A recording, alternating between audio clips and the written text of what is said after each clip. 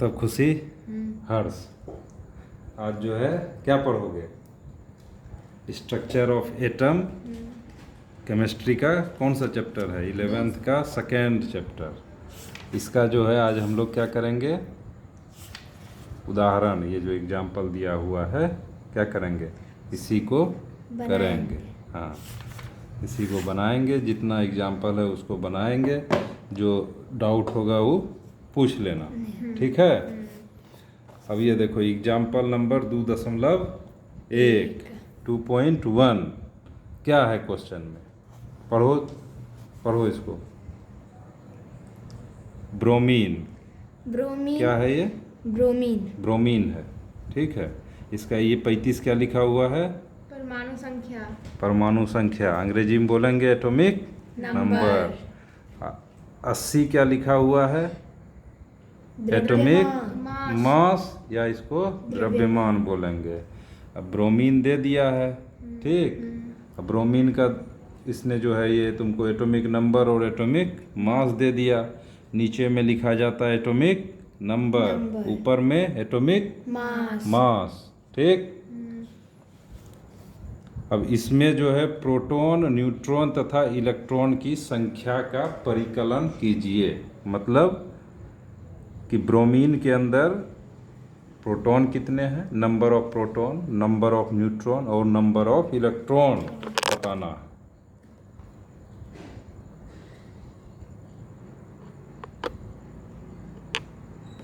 ठीक। तब बताओ कि कितना होगा नंबर ऑफ प्रोटॉन इसमें? 35। कैसे?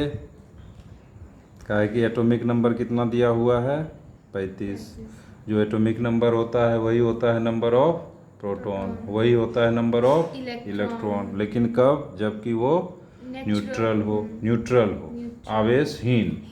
अब वहीं पे कहीं पे ब्रोमीन प्लस माइनस अगर दिया हुआ है मतलब उसमें आवेश है। आवेश है मतलब कि इलेक्ट्रॉन या तो बाहर गया है या अंदर आया है, तो इलेक्ट्रॉन की संख्या बढ़ जाएगा, ठीक है।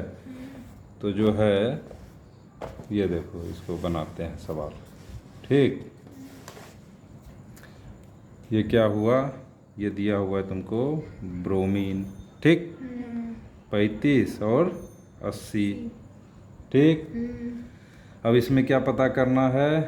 फाइंड, ये है ना, में प्रोटॉन, न्यूट्रॉन और इलेक्ट्रॉन की संख्या बताइए, ठीक। तो इसमें पता करना है फाइंड नंबर ऑफ क्या? प्रोटॉन, नंबर ऑफ न्यूट्रॉन और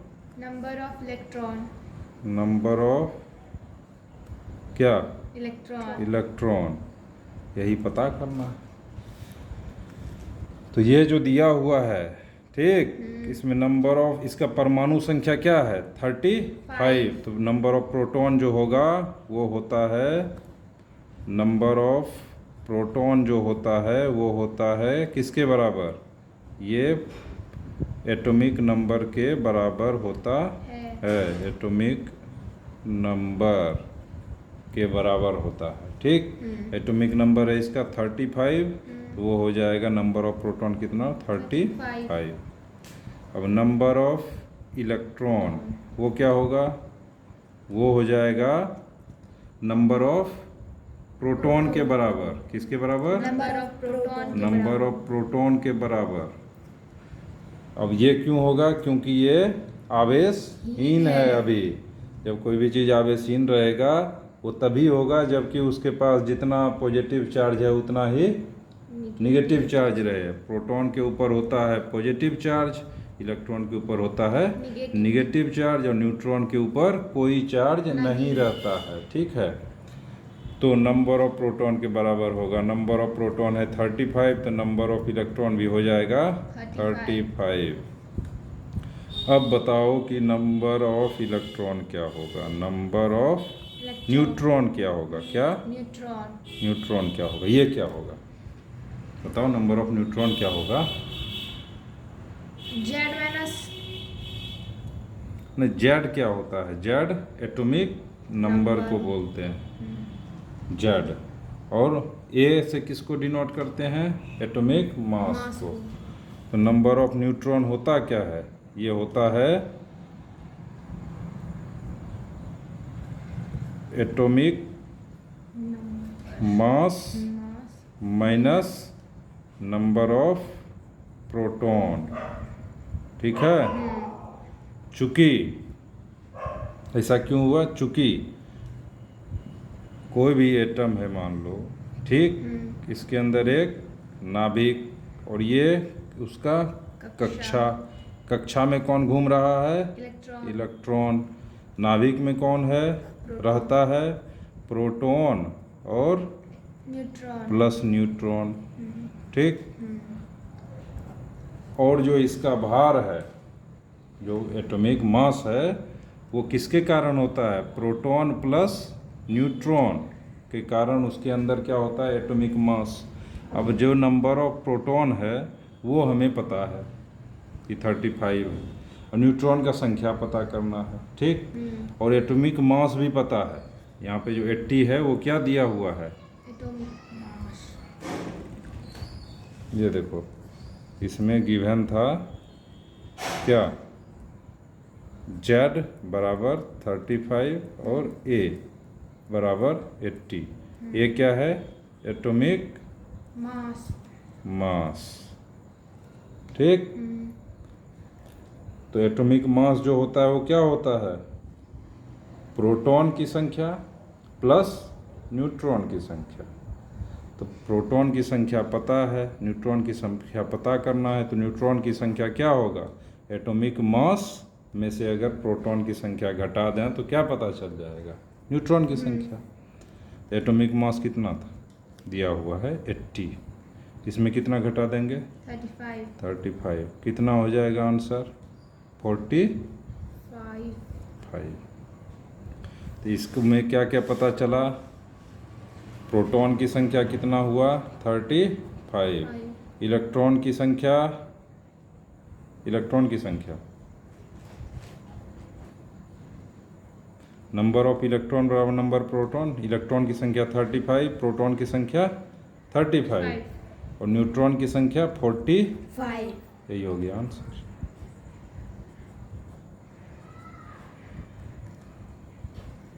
समझ में आया कि नहीं? आ गया? पूरा तुरंत आ भी जाए छो। अब देखो क्वेश्चन नंबर 2 क्या है? ये सेकेंड क्वेश्चन क्या है? दूसरा क्वेश्चन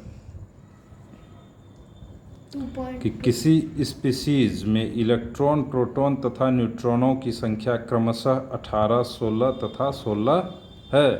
इसका प्रयुक्त प्रतीक लिखिए। प्रतीक मतलब यही ऐसे लिखना है कि इसमें कितने प्रोटॉन है वो दिया हुआ है, कितने न्यूट्रॉन है वो भी दिया हुआ है। ठीक।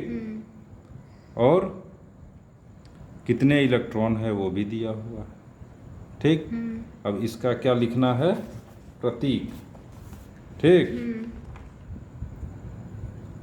चलो देखते हैं कैसे लिखाएगा।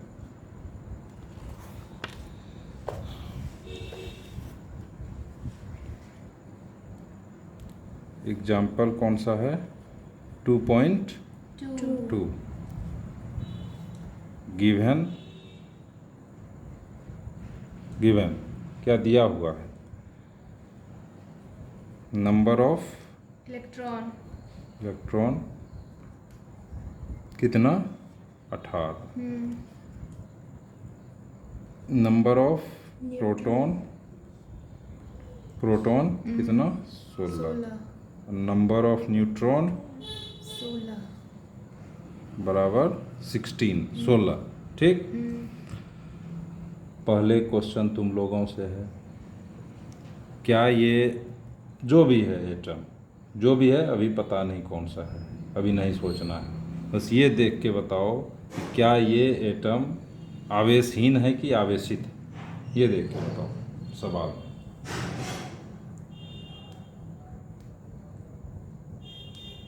देखो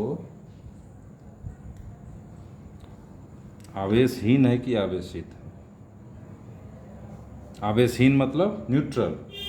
तो न्यूट्रल है या उसके ऊपर कोई चार्ज है, प्लस या माइनस, यही बताना है।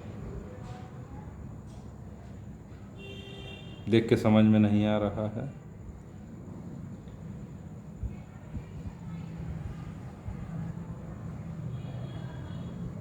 नहीं समझ में आया? ये सिर्फ बताना है कि इसके ऊपर कोई चार्ज है या ये न्यूट्रल। चार्ज है, चार्ज है, क्यों है चार्ज ये भी बताना पड़ेगा। क्योंकि इलेक्ट्रॉन का जो जो परमाणु संख्या होता है वही इलेक्ट्रॉन और प्रोटॉन का होता है, यहाँ पे अलग अलग है। ठीक है, इसका जो एक्सप्लेनेशन है वो थोड़ा वो ठीक है। इसलिए चार्ज होगा क्योंकि प्रोटॉन की संख्या कितना दिया हुआ है, 16, और इलेक्ट्रॉन की संख्या 18।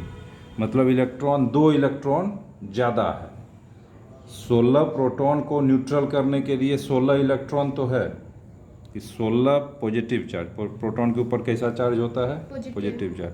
तो 16 पॉजिटिव चार्ज को न्यूट्रलाइज करने के लिए 16 इलेक्ट्रॉन तो लग जाएंगे, लेकिन कितना इलेक्ट्रॉन बच जाएगा, कितना इलेक्ट्रॉन बच जाएगा, 2 इलेक्ट्रॉन एक्स्ट्रा बच जाएगा। मतलब उसके ऊपर 2 निगेटिव चार्ज होगा। अब इतना आसान सवाल अगर नहीं बनेगा बताया हुआ, बतेना नहीं हो रहा, नहीं बतेना रही हो, नहीं बता पा रही। इलेक्ट्रॉन की संख्या प्रोटॉन की संख्या बराबर होनी चाहिए। यहाँ बराबर नहीं है तो क्या है, उसके ऊपर निगेटिव चार्ज है। निगेटिव चार्ज है।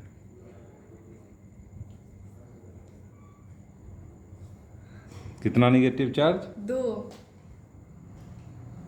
2 निगेटिव चार्ज। ठीक, तो चलो इसका पहले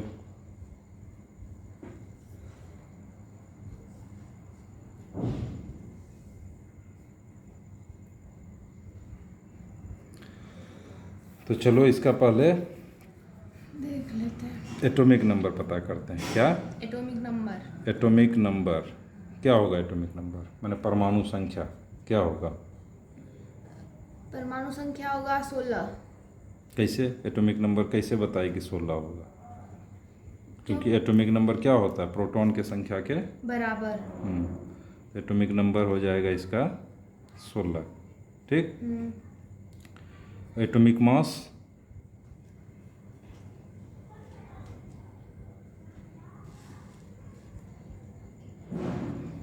एटॉमिक मास क्या होगा बताओ, एटॉमिक मास क्या होता है, सब सवाल में लिखा हुआ है, उसी को देख के बताना है। एटॉमिक मास बताओ।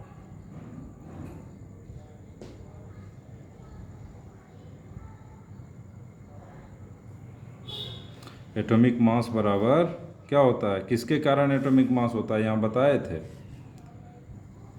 एटॉमिक मास होता है प्रोटॉन प्लस न्यूट्रॉन के संख्या के का योगफल।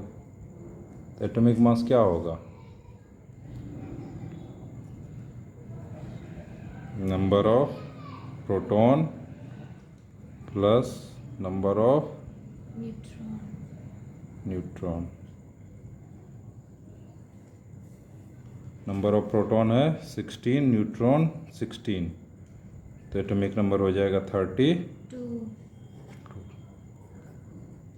एटॉमिक नंबर 32, ये एटॉमिक मास 32, एटॉमिक नंबर 16। ठीक, अब 16 किसका होता है एटॉमिक नंबर, सल्फर का। सल्फर का। तो कौन सा एटम है ये, कौन सा एलिमेंट है, ये एलिमेंट हो गया सल्फर। ठीक, कौन सा, सल्फर।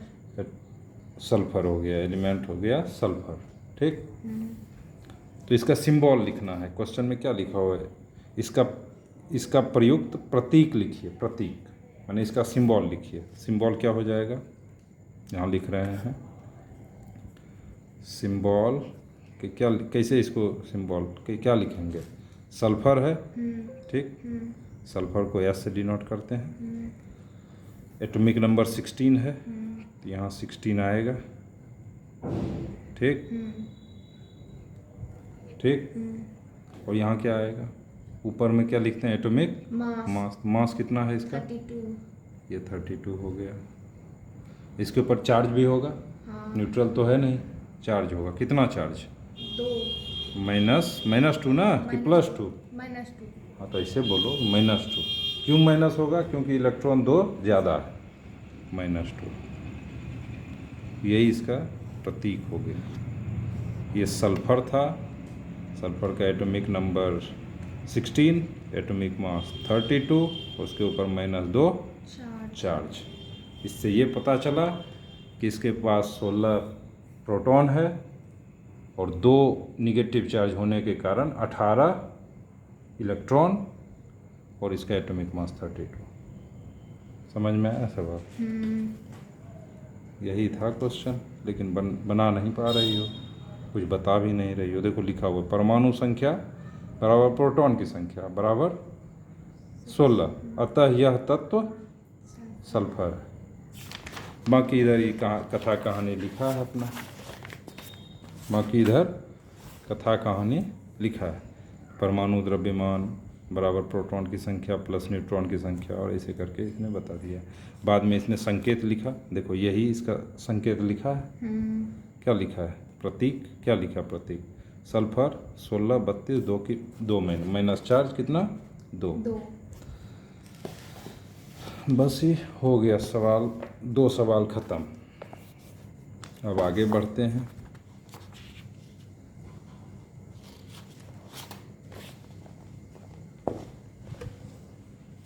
अब देखो क्वेश्चन है ये, क्वेश्चन नंबर 2.3। क्या है ये क्वेश्चन?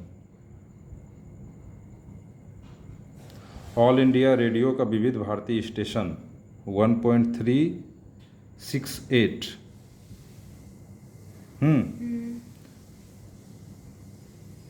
1368 किलो हर्ट्ज की आवृत्ति पर प्रसारण करता है। संचारक द्वारा उत्सर्जित विद्युत चुंबकीय विकिरण की तरंगदैर्घ्य ज्ञात कीजिए। यह विद्युत चुंबकीय स्पेक्ट्रम के किस क्षेत्र से संबंधित है? पहले ये भी बताना है कि ये विद्युत चुंबकीय स्पेक्ट्रम के किस क्षेत्र से संबंधित है और इसका तरंगदैर्घ्य क्या होगा, यही सब बताना। अब देखो हो क्या रहा है, पहले ही बता दें थोड़ा सवाल में, कि जो रेडियो वेव आता है जिसके कारण हम लोग घर में रेडियो बजाते हैं, तो जो रेडियो का जो स्टेशन होता है वहाँ से क्या किया जाता है? एक फ्रीक्वेंसी और कुछ वेवलेंथ का क्या भेजा जाता है? विद्युत चुंबकीय तरंग। विद्युत चुंबकीय तरंग क्या किया जाता है? जनरेट किया जाता है उस स्टेशन में और उसको एटमॉस्फेयर में छोड़ दिया जाता है। तो विद्युत चुंबकीय तरंग को जब छोड़ा जाता है तो वो क्या होता है? एटमॉस्फेयर में रहता है। जब हम रेडियो बजाते हैं, रेडियो को ऑन करते हैं, वो उसमें कुछ डिवाइस ऐसे लगे हुए हैं रेडियो में कि वो उस तरंग को कैच कर लेते हैं, विद्युत चुंबकीय तरंग को कैच कर लेते हैं। इलेक्ट्रोमैग्नेटिक वेव को क्या करते हैं? कैच कर लेते हैं और उसको साउंड में कन्वर्ट कर देते हैं। ठीक, कन्वर्ट करके जो वहाँ पर रेडियो स्टेशन पे जो बोल रहा है वही चीज़ हमें सुनाई दे देता है। ठीक, तो इस क्वेश्चन में क्या दिया हुआ है? क्वेश्चन में दिया हुआ है कि विविध भारती स्टेशन है, रेडियो पे बजता है, वो एक इलेक्ट्रोमैग्नेटिक वेव जनरेट कर रहा है। उसका कितना फ्रीक्वेंसी है? 1368 किलो हर्ट्ज। 1368 किलो हर्ट्ज का एक फ्रीक्वेंसी जनरेट कर रहा है और उसको एटमॉस्फेयर में छोड़ दे रहा, वातावरण में छोड़ दे रहा। उसका ये एटमॉस्फेयर दे दिया, वो फ्रीक्वेंसी दे दिया। फिर क्या पूछ रहा है? तरंगदैर्घ्य ज्ञात कीजिए। लेम्डा वेवलेंथ पूछ रहा है, ठीक। और क्या पूछ रहा है कि यह विद्युत चुंबकीय स्पेक्ट्रम के किस क्षेत्र से संबंधित है। 3 क्वेश्चन, तीनों बनाते हैं। आओ देखो बनाते हैं। ये है एग्जाम्पल क्या 2.3। पहले जब भी सवाल बनाओ तो लिखो गिवन, क्या दिया हुआ है। क्या दिया हुआ है? Frequency new. फ्रीक्वेंसी को किससे डिनोट करते हैं? न्यू से। न्यू दिया हुआ है आपने, कितना दिया हुआ है? 1368 किलो हर्ट्ज, ठीक।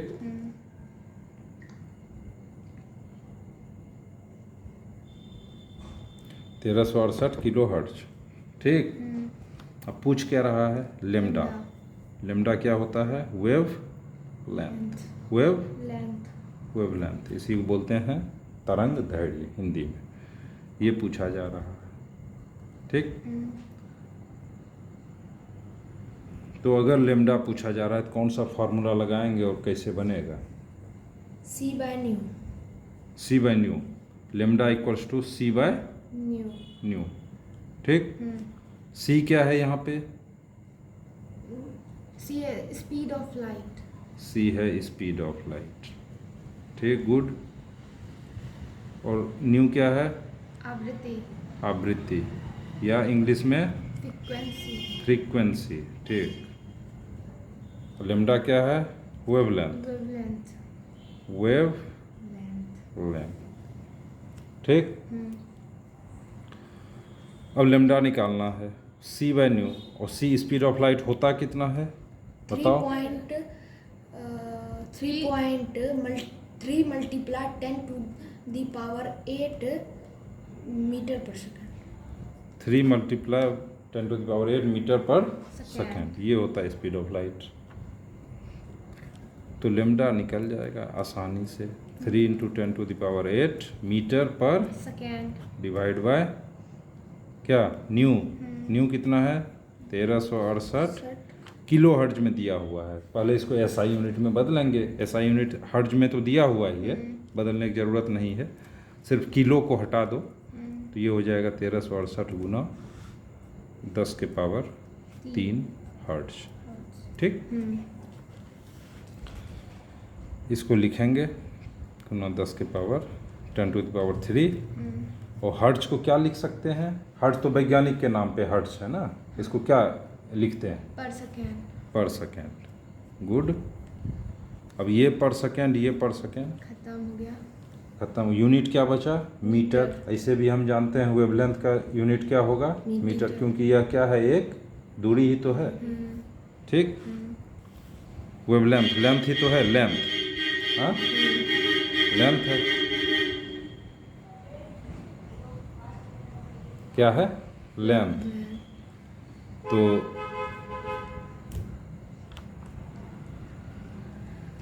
लेंथ है तो मीटर आएगा, मीटर आ गया, ठीक। 10 टू द पावर 3 को काटो,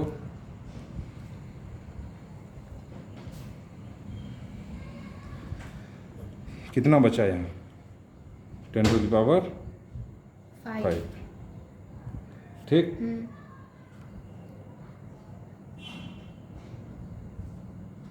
अब इसको जब डिवाइड कर भाग दोगी, कैलकुलेटर का इस्तेमाल कर लेते हैं फिलहाल, बाकी खुद से बना लेना। 3 डिवाइड बाय ये हो जाएगा तुमको 0.0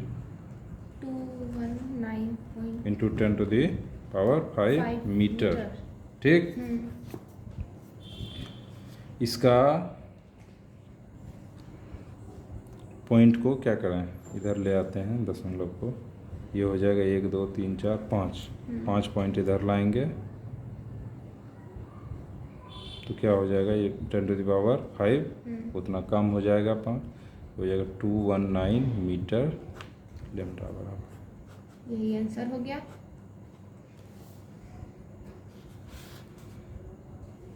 आंसर देखो यही है।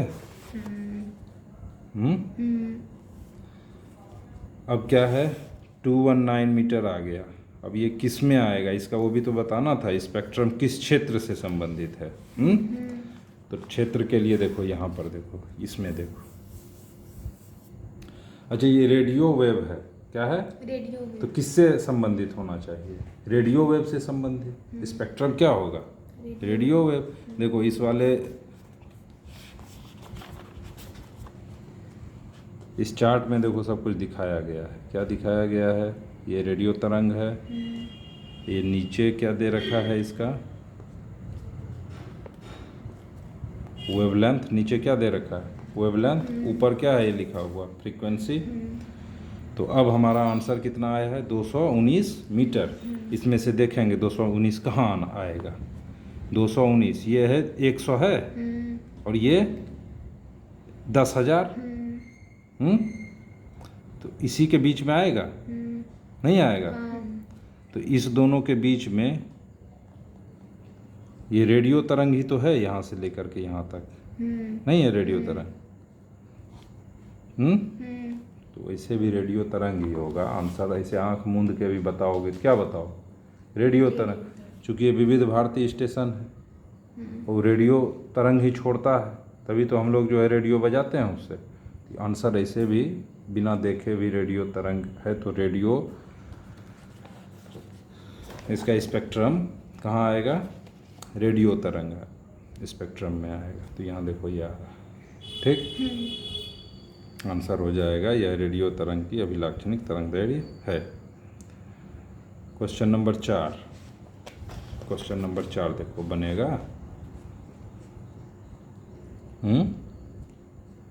क्या है क्वेश्चन को पढ़ो पर।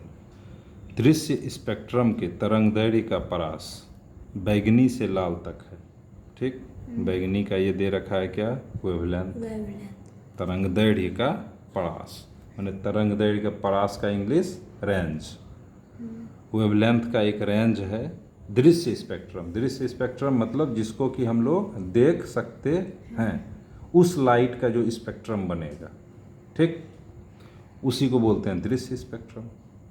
जब हम सफ़ेद रोशनी को मतलब प्रकाश की रोशनी को प्रिज्म से होकर गुजारते हैं तो वो 7 रंगों में विभक्त हो जाता है। और वो 7 रंग कौन कौन सा होता है? बैगनी से लेकर के लाल तक। उसमें से होता है, तुमको देखो बता दें,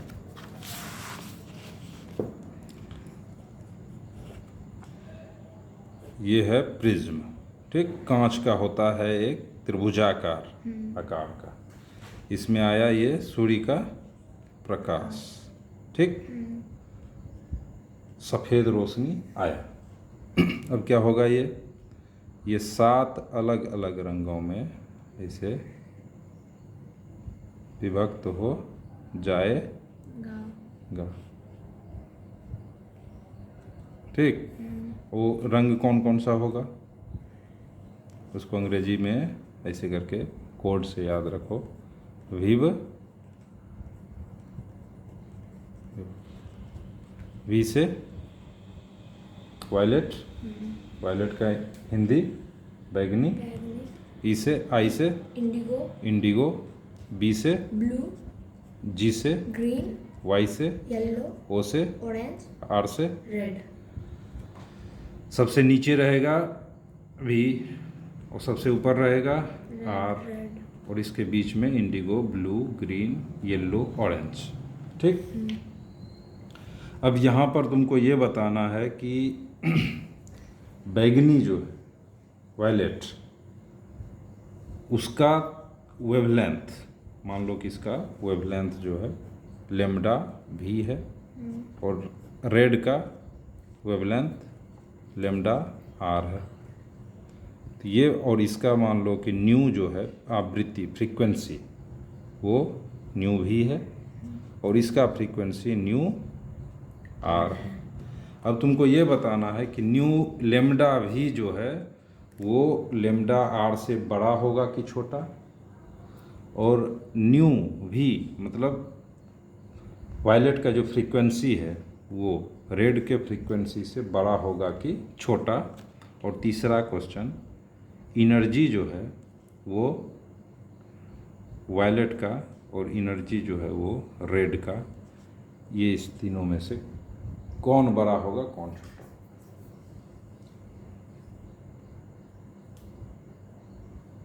बताओ।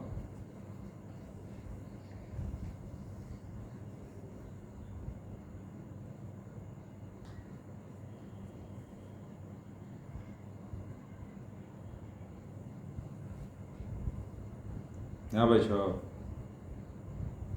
यहाँ बैठो। खुशी,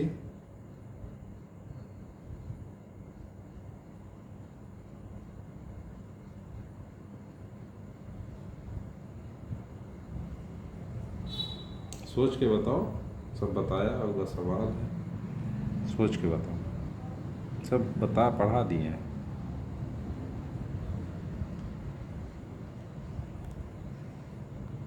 बहुत सारा एग्जाम्पल दे के पढ़ा है, इसीलिए सोच के बताओ।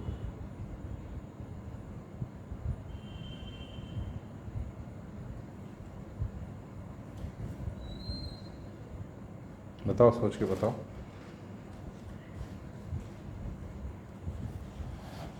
रेड का न्यू मतलब आवृत्ति बड़ा होगा और इनर लेमडा